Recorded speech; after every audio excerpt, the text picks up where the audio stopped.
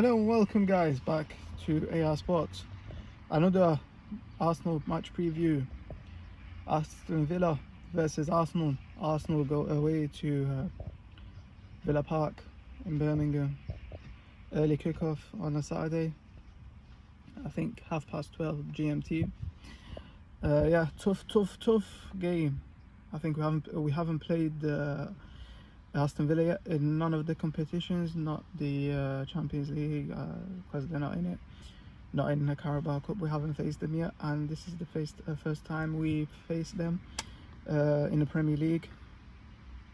Our past encounters with them have been like mixed 50-50. We beat them at their ground or draw, or sometimes I think we've lost only once, the season before last, by 1-0. That's the last time they beat us. I think it was in the early stages of the 23-24 season. Last year we beat them. We played them at one of the first 5 opening games of the last season. We beat them there 2-0. I think Thomas Partey and Leonardo Trossard, we beat them 2-0. Hopefully we can continue to have a good away form against them. We get the 3 points because we know how tough it is to play them. I think whenever they get the chance to make it tough for us, they do. They never sit back. I think it's like the cup final when they play against us. They leave it all out there. They fight until the very end whistle, the very last whistle. Yeah, we know what we're up against when we go there. Yeah, Villa Park, a tough ground to go there since in the last few seasons, since they've been promoted back from the Championship, and especially when Unai Emre started to become their manager, started managing them. I think they built a fortress there. I don't know what the home form and the away form is, which one's better. Like, we know what with Tottenham, they do well away from home rather than at home, even though they lost against us by what was it again? How much did we beat them? 4-1. Yeah. Anyway, yeah, this is the Emre Cup final. I think he never misses a chance to rub it in our face, to make it harder for us. I think in the 23-24 season, they were the main reasons why we didn't win. They beat us at the Emirates, but that's a conversation for another day. Yeah, tough away game. I think I've said it a lot of times in this video. The Emre Cup final, he's always pumped against us. Since he left Arsenal, he makes it compulsory that he has to beat us. He has to rub it in our face. He has to, if we're playing in a cup competition, he wants us to kick us out of it. If we're playing in the league, he wants us to drop points against him, even though it's a draw. He doesn't want us to win anything. I think his beef is with I don't know what his beef is with Mikel Arteta, because Mikel Arteta wasn't the reason that he was sacked. It was his poor form and him blowing in top 4 race, even though we were comfortably in it for majority of the season that he was managing us, the 2018-2019 season, and he blew away. He embarrassed us in Baku against Chelsea. Their fans won't shut up about it to this day, even though we defeated them in FA Cup final the season after that, I think, straight away. Yeah, I don't need to do any more introductions. We know what the players know, what's needed from them. The 3 points only to increase the gap between us and second place. I think we don't have to worry about Chelsea for now. They're 9 points behind us, but Aston Villa are in title race as well. If Chelsea are in the title race and they want to be considered in the title race, so what can we say about Aston Villa, who is higher than them in the league? I think it's 3 points difference they have on Chelsea. They are 6 points behind us. And we've got the Blue Sharks, more like the Blue Tuna. They look vulnerable this season, but you know, you can never count them off. You know, even last season I didn't count them off until the later stages of the season, until they were kicked out of the Champions League, and that, then I wasn't taking them serious. But this season they have improved, only their defense is looking a bit shaky.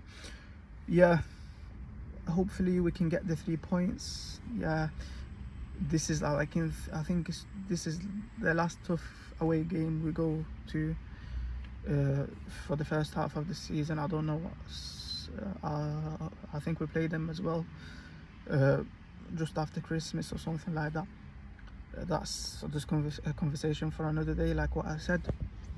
Yeah, we've got a lot of injuries. I think Saliba's out, Mosquera, from the reports that came out yesterday, that he's going to be out for at least 6 weeks with an ankle injury. Saliba's, we don't know about him. I think Arteta hasn't mentioned him a lot. He's talked about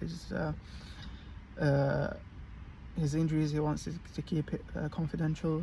He wants to play mind games with Aston Villa and with Unai Emery.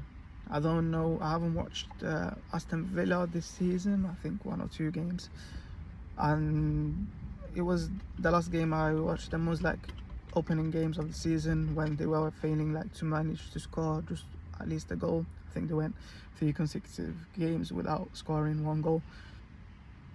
Yeah, I think they're on a run. They haven't lost in a while. We can tell by their place in the league. They're third, 6 points behind us. Yeah, 1 point I think behind Manchester City. Yeah, Aston Villa are looking the best they have been in the last season, even better. I think they are who we thought Newcastle was going to become. So I don't mind them, you know, but just we want to get the 3 points whenever we play them. Yeah, let's go with the starting 11, who I predict and who I think is available to play in this game, God willing, inshallah. We start off from the goalkeeper position. where else I'm gonna start? I'm not like gonna start from the number 9 and make my way down. Obviously we're gonna start from the goalkeeper and make ourselves go up. Okay, make my way up. David Raya, yeah, he made a crucial save against Brentford from a corner header. He pushed it onto the crossbar.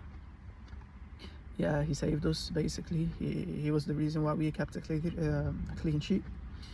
On the right hand side, I think I'm gonna go. I think he's gonna play Ben White, especially after Mosquera coming off. He decided to put Timber in the right centre back position, not move White there, and he wanted to continue with White playing as a right back. So I'm gonna play with him.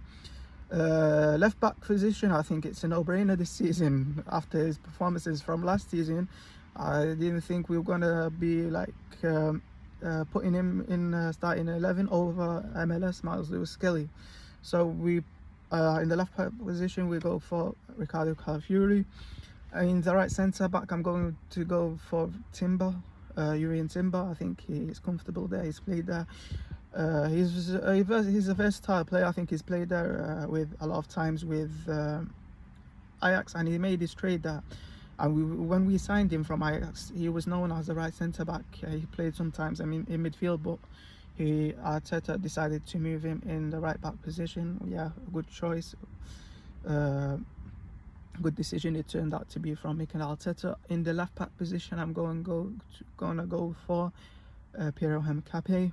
He's like the best we have left in that position after Gabriel Magalhaes. Okay, in the number 6 position, I'm gonna go for Martin Zubimendi.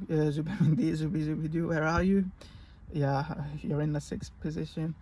In the 8, I think he's gonna play Declan Rice. Yeah, he came off early, not that early, probably in the 84th minute of the Brentford game, but it's not looking serious. Even he said, I think in one of his interviews he made after the Brentford game, he said that he's just a knock and he's fit and he's ready to play in the weekend game. So okay, In the right wing back position, right wing back, not right wing position, right wing back. I'm talking like I'm a United fan. Right wing position, I'm going to go for Bukayo Saka. It's a toss, you know. Even if you want to go for Manuel Madueke, if you want to start with him, I think he'll provide us. He's more energetic, yeah, and he's a lot faster. But I'm gonna go for Bukayo Saka in this game because I like have a faith in him and I trust him, especially after his goal in the Brentford game. Although he missed the open net and the tap in, but he redeemed himself by scoring that goal. In left wing, sorry, I'm gonna go for Gabriel Martinelli. I don't like Noni Madueke playing in the right wing position because I think it doesn't suit him. He's more of a right winger, not a left winger. Sorry, I mean he's not a left winger. He's a right winger. And the number 9 position, I think I'm gonna go for Mikel Merino. I think he's impressed. As under the false number 9, he's more of a 9 than a midfielder, and he's impressed. And if it's not broke, don't fix it. I'm probably like after the 60th minute, we will see how the game works out. After the 60th minute, after or like even sooner, straight after half time, bring on Gyökeres. And we've got Gabriel Jesus in the squad as well. I think he came back. He was on the bench in the Brentford game. And in the number 10 position, I almost forget. I don't know, you know, if to play Eze or Martin Odegaard. I think Eze's got more flair to him, you know. He's got like that Ronaldinho vibe to him. But Odegaard's more of a conservative. Yeah, I think he plays. He'd rather play the side the ball than play forward. But he's a more of a natural number 10. Eze is than Martin Odegaard. But even if I think if he's going to play Eze, he's going to play him out on the left instead of Gabriel Martinelli because he trusts him there more or something like that. But I don't mind like bringing on Eze in the second half, like what he did in the Brentford game. Yeah, that's my starting 11, and hopefully we get the 3 points and we continue and we march on. Come on, you Gunners, up the Gunners.